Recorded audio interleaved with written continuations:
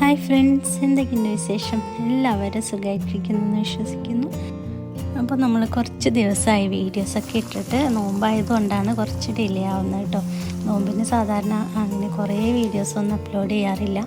അപ്പോൾ ഇന്ന് നമ്മളൊരു ഇഫ്താർ സ്നാക്സ് ആയിട്ടാണ് വന്നിട്ടുള്ളത്. അപ്പോൾ അതെങ്ങനെയാണ് തയ്യാറാക്കാമെന്ന് പെട്ടെന്ന് തന്നെ നോക്കാം.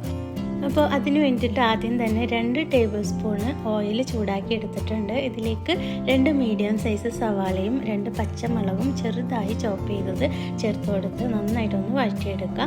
ഇതിലേക്ക് ഒരല്പം ഉപ്പ് കൂടെ ചേർത്തിട്ടാണ് നമ്മളിതൊന്ന് വഴറ്റിയെടുക്കുന്നത് കേട്ടോ.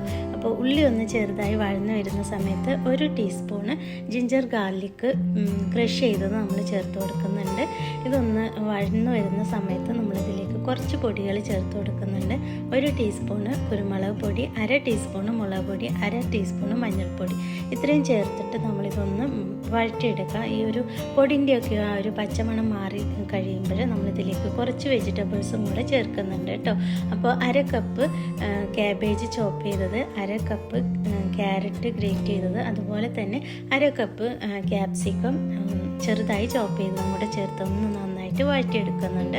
അപ്പോൾ വെജിറ്റബിൾസൊക്കെ നമ്മുടെ ഇഷ്ടത്തിനനുസരിച്ച് ചേർത്ത് കൊടുക്കുക കേട്ടോ. ഇനി ഇതിലേക്ക് നമ്മൾ 1 കപ്പ് ചിക്കൻ നന്നായിട്ട് കുരുമുളകും മഞ്ഞൾപ്പൊടി ഉപ്പൊക്കെ ചേർത്ത് നന്നായിട്ട് വേവിച്ച് കൈകൊണ്ട് നന്നായിട്ടൊന്ന് ഉടച്ചെടുത്തതാണ്. ഇതോടെ ചേർത്ത് നന്നായി തന്നെ ഒന്ന് മിക്സ് ചെയ്തെടുക്കുക. ഇനി ഇതിലേക്ക് നമ്മൾ കുറച്ച് മല്ലിയില ചെറുതായി ചോപ്പ് ചെയ്തതും കൂടെ ചേർത്ത് മിക്സ് ചെയ്തെടുക്കുന്നുണ്ട് കേട്ടോ. ഇനി നമുക്ക് എന്താ പറയുക, ഇതൊരു 2 പാർട്ടാക്കി എടുക്കുന്നുണ്ട്. നമുക്ക് ഇത്രയും ആവശ്യമില്ല.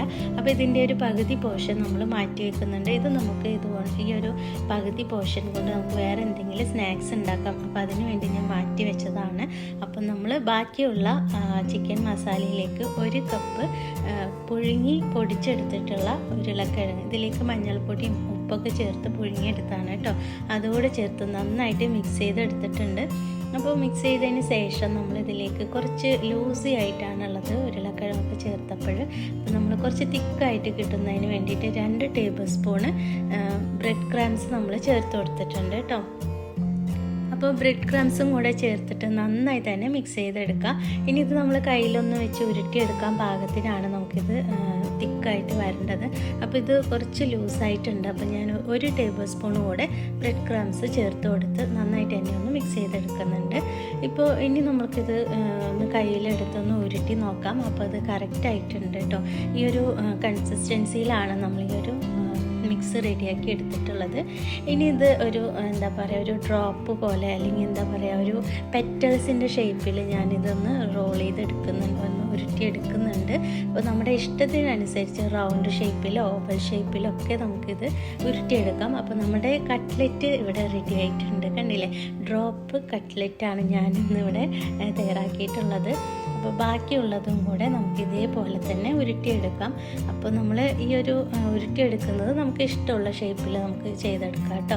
അപ്പോൾ ഞാനിത് ഇവിടെ കട്ട്ലറ്റൊക്കെ നമ്മൾ ഉരുട്ടിയെടുക്കുന്നുണ്ട്. അപ്പോൾ നമ്മളുടെ ഇന്നത്തെ വീഡിയോ ഇഷ്ടമാവുകയാണെങ്കിൽ തീർച്ചയായും ഒന്ന് ഷെയർ ചെയ്ത് കൊടുക്കാൻ മറക്കരുത് കേട്ടോ. അപ്പോൾ നമ്മളിത് കട്ട്ലറ്റൊക്കെ ഇവിടെ ഏകദേശം റെഡി ആയിട്ടുണ്ട്. അപ്പോൾ ചിക്കനും വെജിറ്റബിൾസും ഒക്കെ ചേർന്നിട്ടുള്ളൊരു മിക്സ്ഡ് കട്ട്ലറ്റാണ് ഇന്നത്തെ നമ്മുടെ റെസിപ്പി. അപ്പോൾ ഈ ഒരു കട്ട്ലറ്റ് ഒന്ന് കോട്ട് ചെയ്തെടുക്കാൻ ഒരു എഗ് ബാറ്റർ നമുക്ക് റെഡിയാക്കി എടുക്കണം. അതിന് വേണ്ടിയിട്ട് നമ്മളൊരു മുട്ട എടുത്തിട്ടുണ്ട്. ഇതിലേക്ക് 1 ടീസ്പൂണ് മൈദ, 1/2 ടീസ്പൂണ് പെപ്പർ, പിന്നെ ആവശ്യത്തിന് ഉപ്പും കൂടെ ചേർത്ത് മിക്സിയിൽ ഒന്ന് അടിച്ചെടുക്കുന്നുണ്ട് കേട്ടോ. അപ്പോൾ നമ്മുടെ എഗ് ബാറ്റർ ഇവിടെ റെഡി ആയിട്ടുണ്ട്. ഇനി നമ്മൾ നേരത്തെ ഉരുട്ടി ഷേപ്പാക്കി വെച്ചിട്ടുള്ള കട്ട്ലറ്റ് ഓരോന്നായിട്ട് ഈ ഒരു എഗ് ബാറ്ററിൽ ഡിപ്പ് ചെയ്തിട്ട് നമുക്ക് ബ്രെഡ് ക്രംസിൽ ഒന്ന് കോട്ട് ചെയ്തെടുക്കാം. 1 പ്രാവശ്യമാണ് നമ്മൾ ചെയ്യുന്നുള്ളൂ കേട്ടോ, ഒറ്റ പ്രാവശ്യം ചെയ്താൽ മതി. അപ്പോൾ ഇതുപോലെ തന്നെ നമ്മൾ ബാക്കിയുള്ള കട്ട്ലറ്റ്സൊക്കെ തന്നെ നമ്മൾ എഗ് ബാറ്ററിൽ ഡിപ്പ് ചെയ്തിട്ട് നമുക്ക് എന്താ പറയുക, ബ്രെഡ് ക്രംസിലും കൂടെ ഒന്ന് കോട്ട് ചെയ്തെടുക്കാം.